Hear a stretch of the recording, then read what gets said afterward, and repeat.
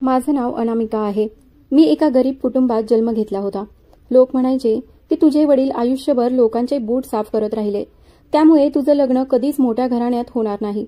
आमचे नातेवाईकही आम्हाला खूप त्रास द्यायचे, कारण जवळजवळ सगळे नातेवाईक सुस्थितीत घरातील होते। आम्ही गरीब होतो, म्हणून कोणीही आम्हाला उलटसुलट बोलायला पुढे मागे पाहत नव्हतं। कदाचित श्रीमंत लोकांमध्ये गर्व असतो, म्हणूनच ते गरिबांना काहीच समजत नाहीत। माझ्या चुलत बहिणीचं लग्न ठरल्यावर ती आमच्याकडे मिठाई देण्यासाठी आली। ती गर्वाने म्हणाली, माझं तर खूप मोठ्या घराण्यात लग्न ठरलं आहे, तूही तर माझ्याच वयाची आहेस। मला खूप वाईट वाटतं की अजून तुझं कुठेच लग्न ठरलं नाही। तुझ्या वडिलांना वाटतं की तुझं लग्न एखाद्या चांगल्या घराण्यात व्हावं, जिथे तू खूप सुखी राहशील, पण मला किंवा कोणालाही असं वाटत नाही। या आशेत राहिलीस तर आयुष्यभर कुमारी राहशील, असं म्हणत ती जोरजोराने हसली। बाबा त्यावेळी घरी नव्हते आणि मी घरी एकटीच होते, म्हणूनच कदाचित तिने मला इतक्या गोष्टी ऐकवल्या आणि निघून गेली। मी नेहमी सगळ्यांच्या बोलण्याकडे फक्त शांतपणे ऐकत राहायचे, कारण माझे बाबा रेल्वे स्टेशनवर लोकांचे बूट पॉलिश करत असत।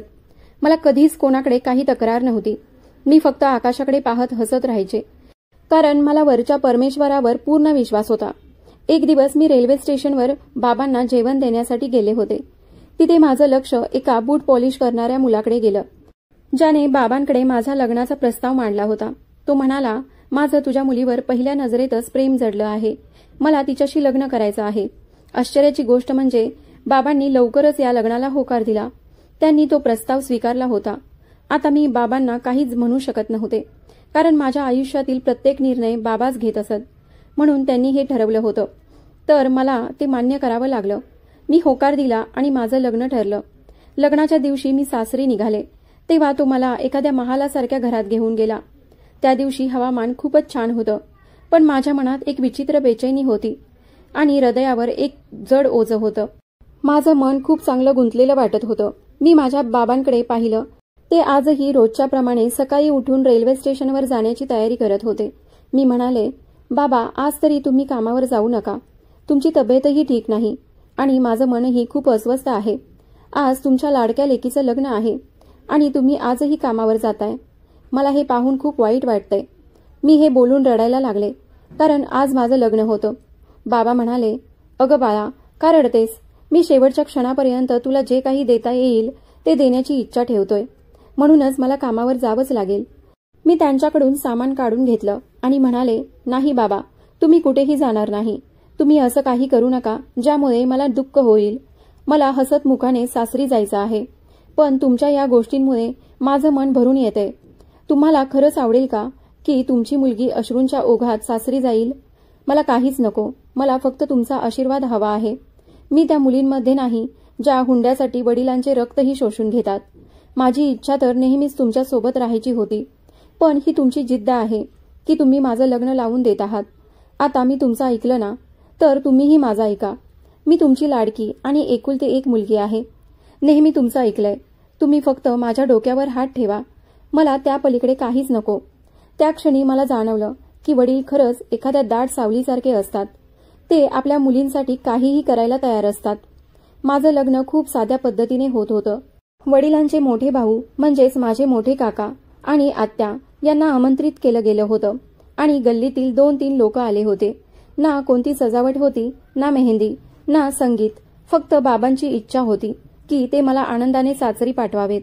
ज्याने मला पसंत केलं तोही आमच्यासारखाच होता, एक बूट पॉलिश करणारा मुलगा। माझं हृदय कशासाठी तरी अनामिक भीतीने धडधडत होतं। मला खरंच विश्वास बसत नव्हता की हे सगळं खरंच घडतंय। मी नेहमी स्वतःला फक्त माझ्या वडिलांच्या सेवेसाठीच समर्पित केलं होतं। मी त्यांना एकटं सोडून जायचंच नाही असं ठरवलं होतं।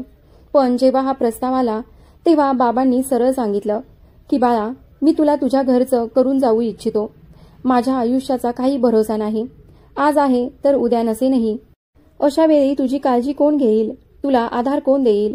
अशा काही शब्दांनी त्यांनी मला भावनिकरित्या बांधून टाकलं होतं आणि मी त्यांच्या बोलण्यात येऊन गेले। माझ्यासाठी बाबांचं म्हणणं मानणं नेहमीच सोपं होतं। ते म्हणालेले प्रत्येक शब्द मी मान्य केले होते। आज तो दिवस आला होता जेव्हा मी कायमची त्यांचं घर सोडून निघून जात होते। हेच ते घर होतं जिथे माझा जन्म झाला, जिच्या प्रत्येक भिंतीत माझ्या बालपणाच्या हसण्याच्या प्रतिध्वनी गुंजत होत्या, ज्याच्या एका कोपऱ्यात मी माझ्या हातांनी सजावट केली होती। माझ्या आयुष्यात फारसा बदल होणार नाही हे मला चांगलंच ठाऊक होतं, कारण मी एका लहान घरातून निघून पुन्हा लहान घरातच जाणार होते. जसं बाबांनी सांगितलं होतं, त्या मुलाचे आई वडील हयात नव्हते आणि त्यांचं आयुष्यही आमच्यासारखंच होतं. तो रोज सकाळी उठून घराची साफसफाई करत असे, नाश्ता करून आपल्या सामानासह रेल्वे स्टेशनवर पोहोचायचा आणि ज्या प्रकारचं काम माझे बाबा करतात तेच काम तो मुलगाही करत होता. माझ्या लग्नाचा दिवस उजाडला. मी लवकर उठून घराची सगळी कामं आवरली. माझे कपडे बदलून तयार झाले. संध्याकाळी जेव्हा माझा नवरा शेरवानी आणि सोहऱ्यात आला तेव्हा तो माझ्यासाठी लग्नाचा लेहेंगाही घेऊन आला होता. सासरहून आलेला तो लेहेंगा मी परिधान केला. मी खूपच सुंदर दिसत होते. तो पाहून असं वाटलंच नाही की तो एखाद्या गरिबाने घेतलेला आहे. तो कुठल्याशा मोठ्या शोरूममधून घेतल्यासारखा वाटत होता. जे काही नातेवाईक माझ्या लग्नाच्या दिवशी घरी उपस्थित होते त्यांनी माझ्या लग्नाच्या कपड्यांकडे पाहून आश्चर्य व्यक्त केलं होतं. मला अजूनही विश्वास बसत नव्हता की मी इतका सुंदर लेहेंगा कधी परिधान करेन. तो खूप महागडा दिसत होता. माझं आश्चर्यचकित होणं स्वाभाविक होतं, कारण तो मुलगा तर आमच्यासारखाच गरीब आहे. मग एवढा महाग लेहेंगा त्याने कसा काय घेतला असेल? पण मग मी मनातून अशा विचारांना दूर केलं आणि तयार होऊन बाबांची वाट पाहू लागले.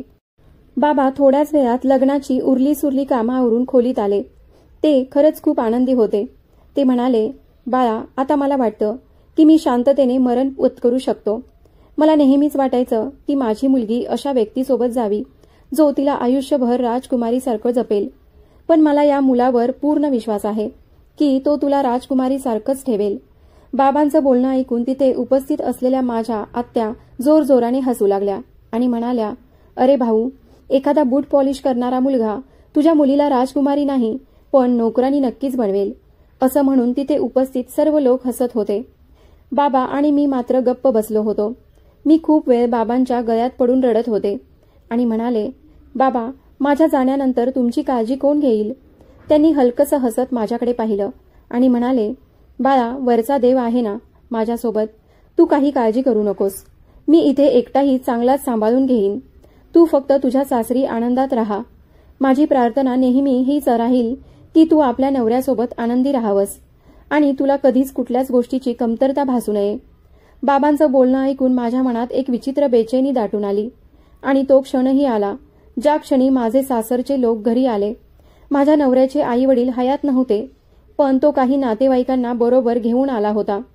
त्यांच्या काका काकीने त्याचं लग्न ठरवलं होतं. तो आपल्या चुलत बहिणीवर सख्या बहिणीसारखं प्रेम करत असे. ती मुलगी खूपच गोड दिसत होती. तिनेही खूप महागडी आणि सुंदर कपडे परिधान केली होती आणि माझ्या नवऱ्यानेही अतिशय महागडी शेरवानी घातली होती.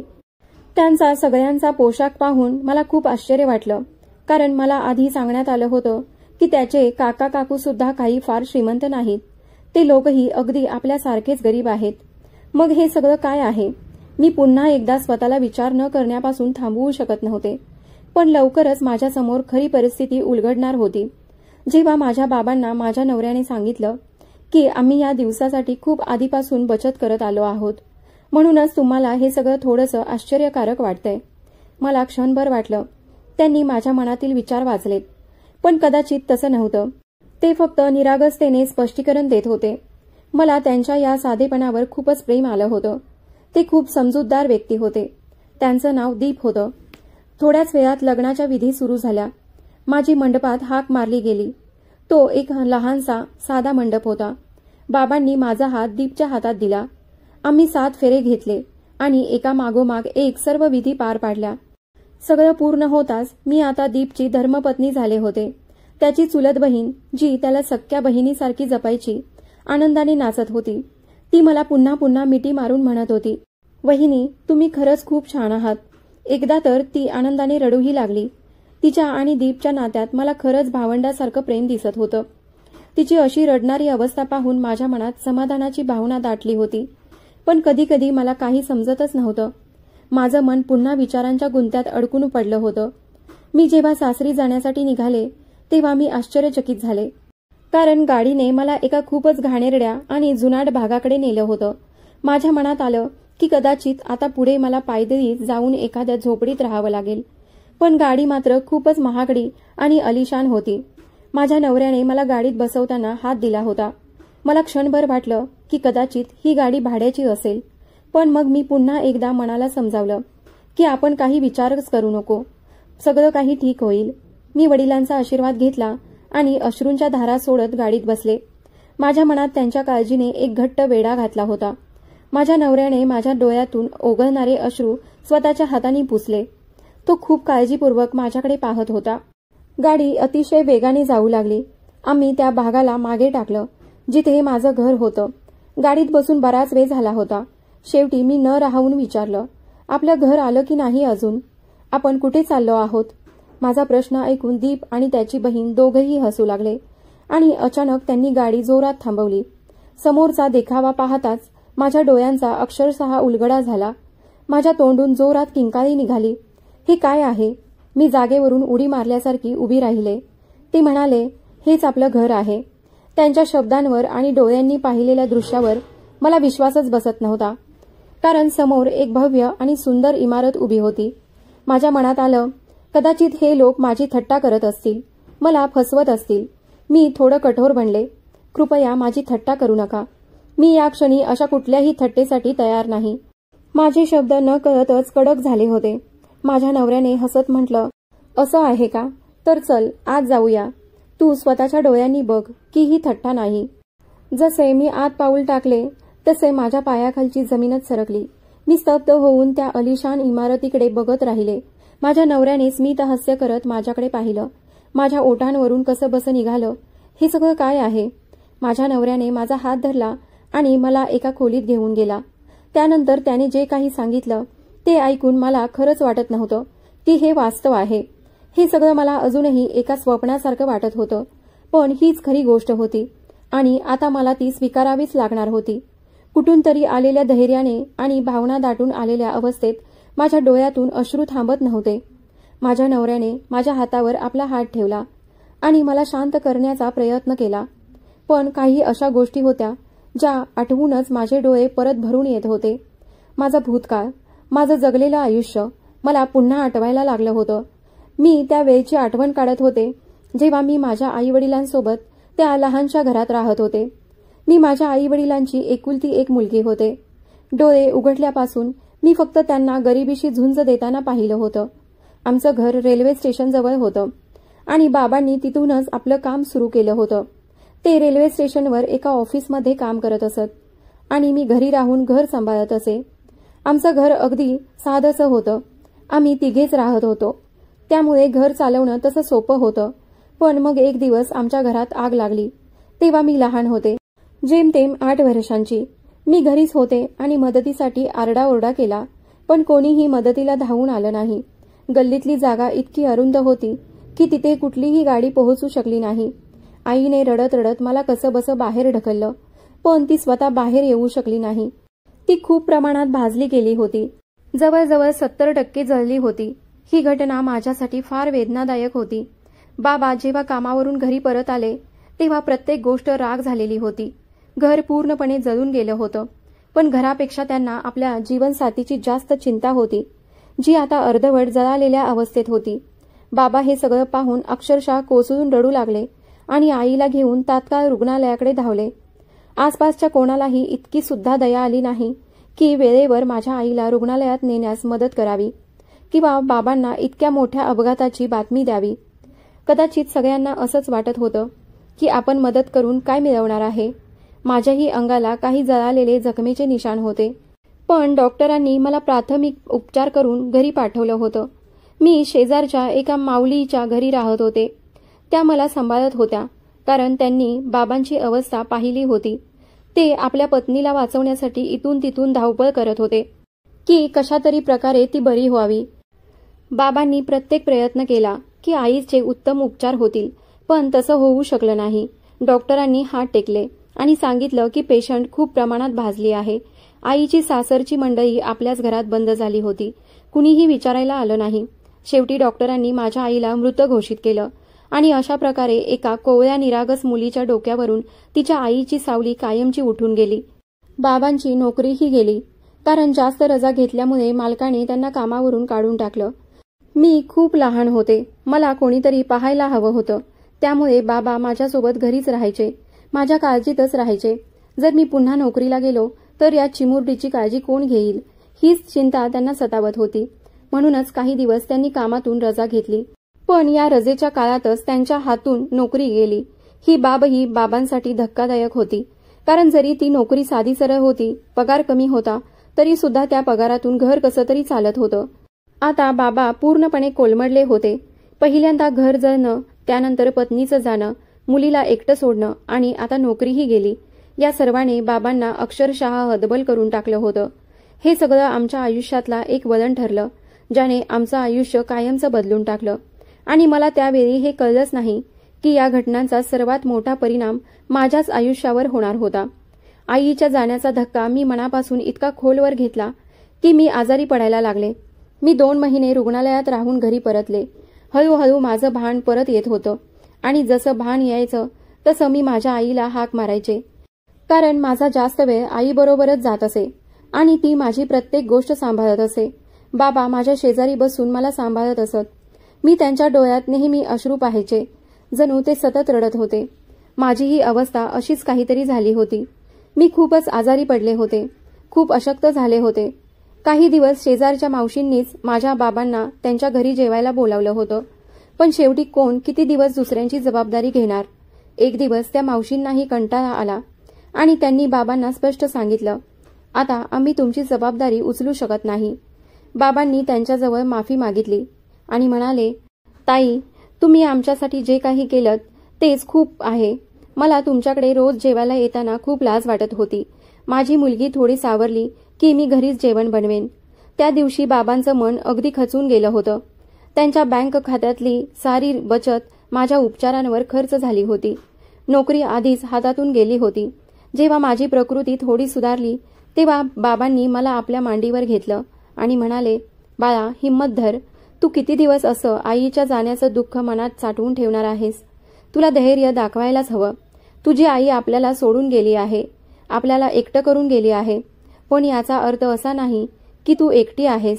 मी आहे ना तुझ्यासोबत. मी तुला तुझ्या आई इतकंच प्रेम देईन. तुला काही काळजी करण्याची गरज नाही. मी तेव्हा लहान होते.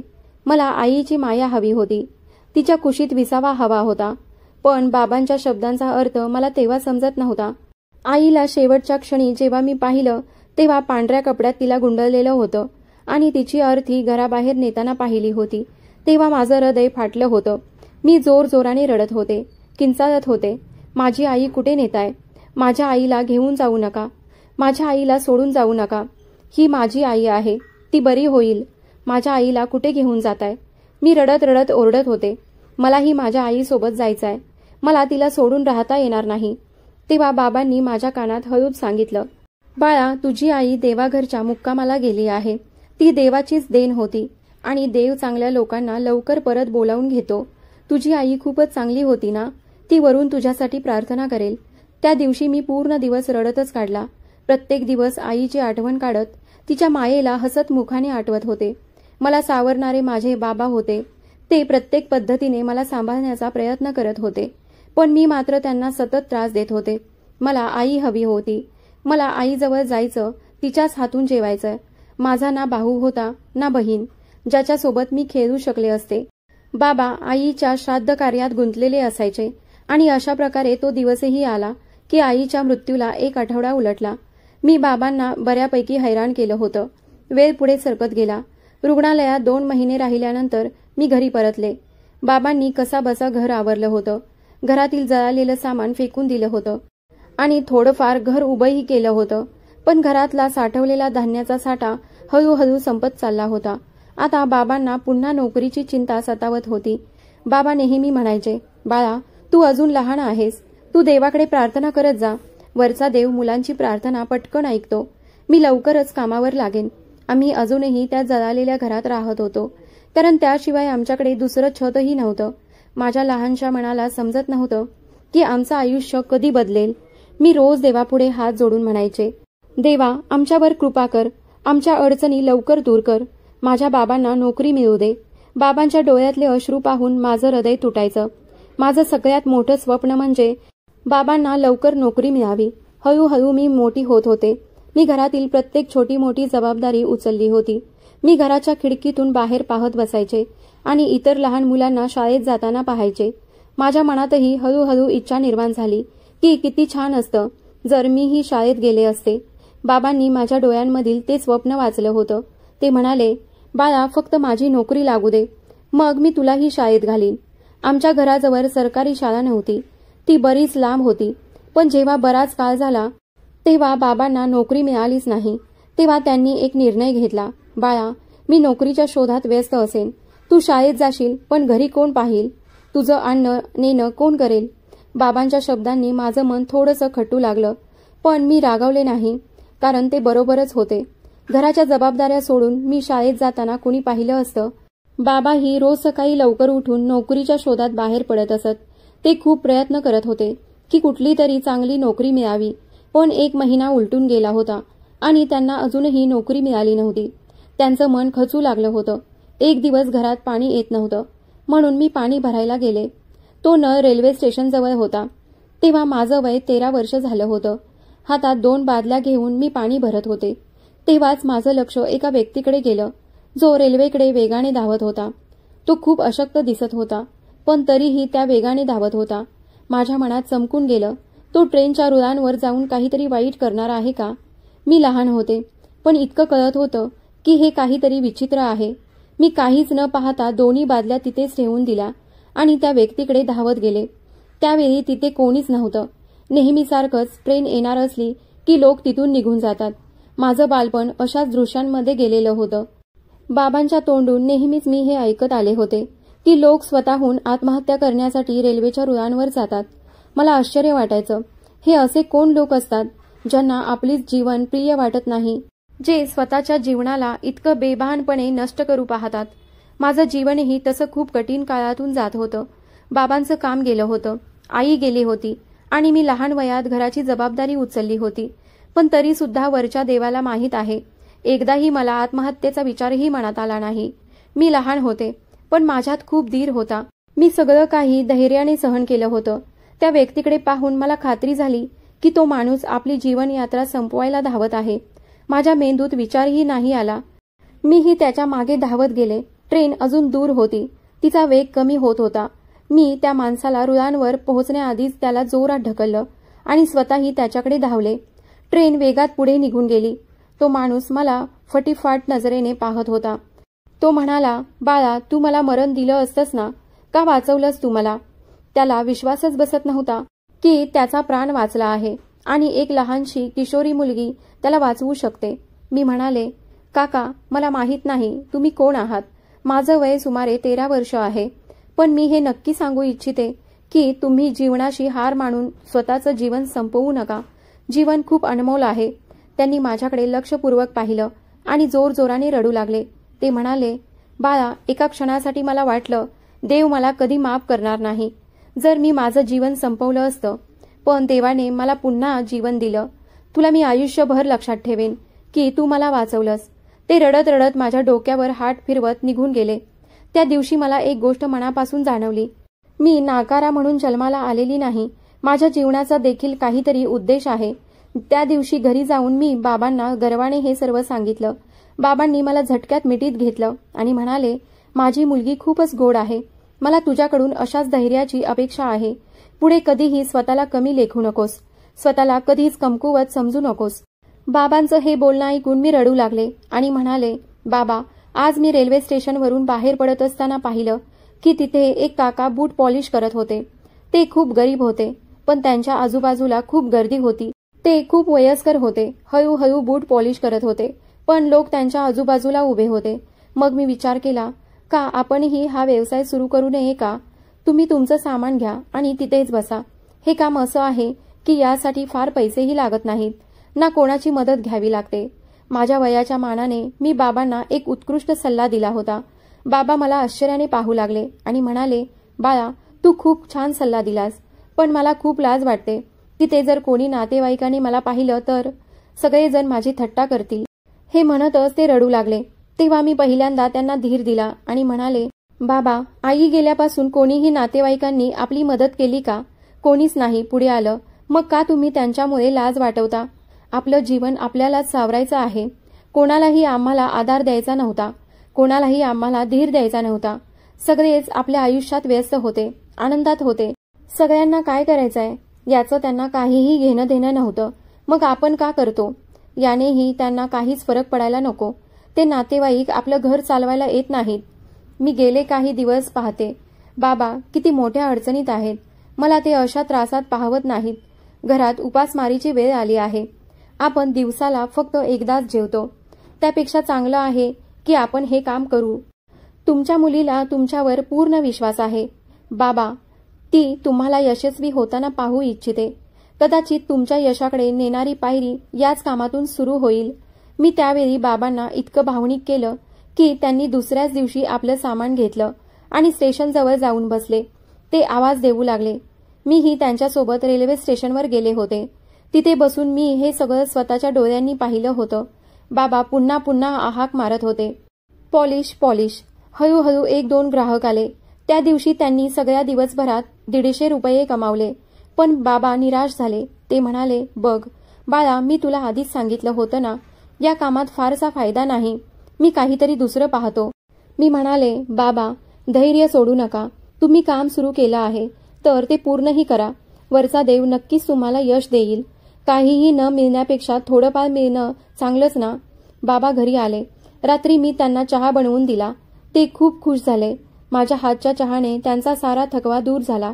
हळूहळू माझं वय वाढत होतं. बाबांच्या कमाईतही वाढ होत होती. सगळे येणारे प्रवासी ज्यांचे बूट खराब झाले होते किंवा तुटले होते ते केवळ पॉलिशच नाही तर बूट दुरुस्तही बाबांकडून करून घेत असत. बाबा आता मोची आणि बूट पॉलिश दोन्हीही करत होते. मला खूप आनंद होत होता कारण ज्यांची कमाई आधी 150 रुपये होती ती आता हळूहळू 800 रुपयापर्यंत पोहोचली होती. बाबा गर्वाने म्हणायचे, तू मला एक नवीन वाट दाखवलीस बाळा. तुझ्यामुळेच माझं मनोबल टिकून राहिलं. जर तू हिंमत हरली असतीस तर तुझा बाप काहीही करू शकला नसता. मी बाबांचं धैर्य वाढवलं होतं आणि नंतर आम्ही सरकारी योजनेअंतर्गत एक लहानसं घर घेतलं जिथे आम्ही दोघं राहू लागलो. ते घर छोटंसंच होतं पण आम्हा बाप लेकीसाठी ते पुरेसं होतं. आणि ते घर जिथे माझी आई जळून गेली होती ते आम्ही कायमचं सोडलं. आता आम्ही रेल्वे कॉलनीजवळ राहायला आलो होतो जिथून रेल्वे ट्रॅकवरून जाणाऱ्या ट्रेन स्पष्ट दिसायच्या. दिवस असेच जात होते. बाबांचं काम जोरात सुरू होतं. लोक मुद्दाम बाबांकडून पॉलिश करून घेत असत आणि मला खूप अभिमान वाटत होता कारण ही दिशा मी बाबांना दाखवली होती. त्याच दरम्यान जेव्हा आमच्या नातेवाईकांना आमच्या सुधारलेल्या परिस्थितीबद्दल कळलं तेव्हा ते आमच्या घरी हमदर्दी करायला आले. पण मला कोणाच्या हमदर्दीची गरज नव्हती. आईच्या मृत्यूनंतर खूप लोक पाहिले होते ज्यांनी बाबांना एकटं सोडलं होतं. तेव्हा मी लहान होते त्यामुळे मला हे फारसं जाणवलं नव्हतं. पण बाबांनी ते सगळं अनुभवलं होतं आणि ते त्यांच्या मनावर ओरखडा उमटवून गेलं होतं. बाबांची सख्खी बहीण सुद्धा कधी विचारायला आली नाही. तिने इच्छा केली असती तर माझी जबाबदारी घेऊ शकली असती.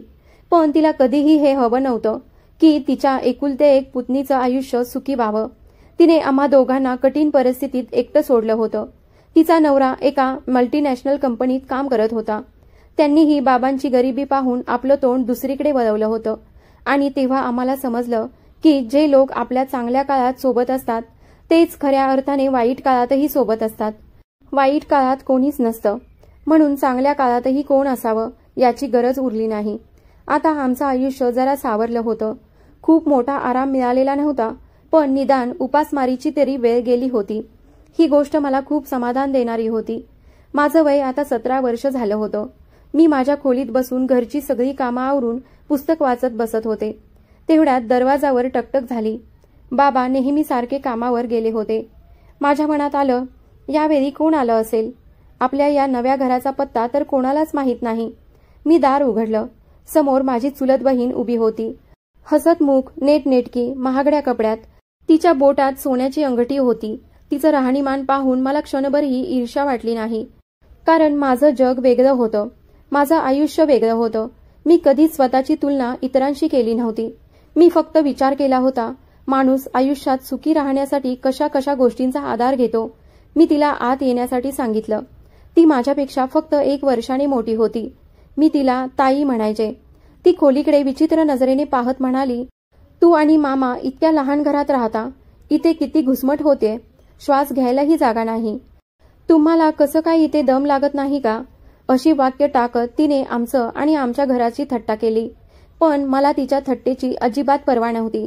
मी म्हणाले, ताई बस ना, मी तुझ्यासाठी कॉफी आणते. ती म्हणाली, नाही नाही, काही गरज नाही, मी काही प्यायला आलेली नाही, काही सांगायला आले आहे.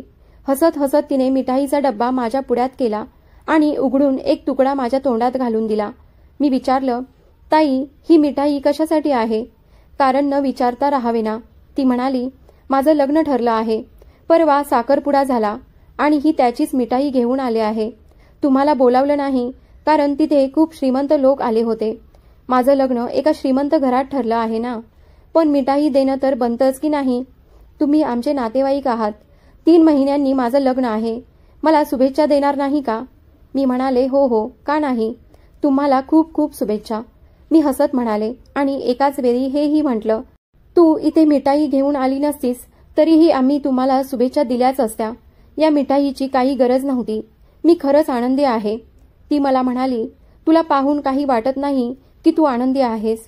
तुला माहितीये का, माझा होणारा नवरा अमेरिकेत राहतो. लग्न झाल्यावर मीही तिकडेच जाईन. तो एका मोठ्या कंपनीत नोकरी करतो आणि साखरपुड्यात त्याने मला सोन्याची अंगठी घातली आहे. बघतेस ना, ही अंगठी त्यानेच दिली आहे आणि तो माझ्यासाठी खूप सारे गिफ्ट घेऊन आला होता. आता तू माझ्यावर जळू नकोस, कारण मी जाणते की तूही माझ्याच वयाची आहेस. माझं लग्न लवकरच ठरलंय आणि तुझं अजून काही ठरलं नाही, याने तुला वाईट वाटू नये. तिचं बोलणं ऐकून मी आश्चर्यचकित झाले. मी म्हणाले, ताई तू अशी का बोलतेस? मी का तुझ्यावर जळेन? मला खूप वाईट वाटलं होतं. ती पुढे म्हणाली, पाहिलंस ना, माझे वडील एका मोठ्या कंपनीत काम करतात म्हणून माझं लग्न इतका श्रीमंत घरात ठरलं. पण तू काही मनाला लावून घेऊ नकोस. तुला सल्ला देते की अशा तशा विचारात नको जाऊस.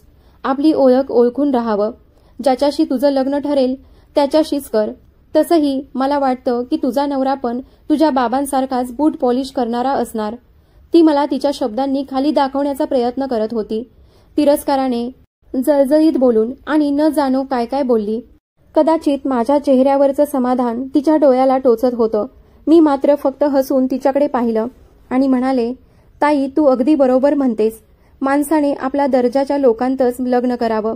ती हसली आणि म्हणाली, अर्थातच. तुझ्या वडिलांचा व्यवसाय बघ, मोची. मग तुला कोण श्रीमंत घरचा मुलगा लग्नासाठी मागणी घालेल? तू तर फक्त एखाद्या श्रीमंत घरची नोकराणीच बनू शकतेस. म्हणूनच तुझं लग्नही एखाद्या बूट पॉलिश करणाऱ्या मुलाशीच होईल. भ्रमात राहू नकोस की माझ्यासारखा वर तुझ्या नशिबी येईल. ती हसत हसत अशा प्रकारच्या गोष्टी करत होती. पण तिच्या प्रत्येक शब्दाने माझ्या मनात तिच्याविषयी द्वेष आणि बेबसीच्या सुया टोचत होत्या. ती गेल्यानंतर मी थोड्या वेळातच रडायला लागले. आकाशाकडे पाहत मी म्हणाले, देवा, ही मुलगी मला दुखावून गेली आहे. आम्ही कोणाचं वाईट करत नाही, कोणाला वाईट बोलत नाही. मग का लोक आमच्या घरी येऊन आम्हाला त्रास देतात? आमचं मन सतत का दुखावत असतात? संध्याकाळी बाबा घरी परतले. मी त्यांना सगळी हकीकत सांगून टाकली. फक्त हे सांगितलं नाही की ती निघताना म्हणत होती की तुझ्या बाबांचं आयुष्य जसं जाऊ लागलं आहे तसंच तुझं लग्नही एखाद्या बूट पॉलिश करणाऱ्याशीच होईल. मला या शब्दांचा राग नव्हता. राग होता तो तिच्या त्या तिरस्कार आणि जळजळीच्या भावनांवर, ज्या तिच्या शब्दातून माझ्यासाठी झळकत होत्या. मी काय तिच्या घरी जाऊन अन्न खात होते का? मग तिने मला इतकं का ऐकवलं? माझ्या मनात हे विचार सतत येत होते आणि मी आतून तुटत होते. बाबांनी पाहिलं की मी खूप अस्वस्थ झाली आहे. ते विचारू लागले, बाळा काय झालं आहे? तू का रडत आहेस? मला आश्चर्य वाटलं. बाबांना कसं कळलं की माझ्या मनात काय आहे? मी म्हणाले, काही नाही बाबा, फक्त विचार करत होते की अनिता ताईच्या लग्नाला कसं जाऊ. ते खूप लांब राहतात ना. बोलण्याचं कारण फक्त बाबांपासून माझ्या वेदना लपवणं होतं. मी पुढे म्हणाले, तसंही खूप खर्च येईल आणि आपली पूर्ण दिवसाची कमाई तिथेच जाईल. बाबा म्हणाले, नाही बाळा, आपण तिकडे जाणार नाही. कधी भेट झालीच तर माफी मागू की आम्ही जाऊ शकलो नाही. तसंही ते आपल्यासाठी गाडी पाठवणार नाहीतच. बाबांचं म्हणणं खरं होतं. तिथे जाण्यासाठी खर्च करणं आपल्याला परवडणारं नव्हतं. तसंच त्यांच्या चेहऱ्यावर आपल्याला पाहून आनंद दिसेल याची शाश्वती नव्हती.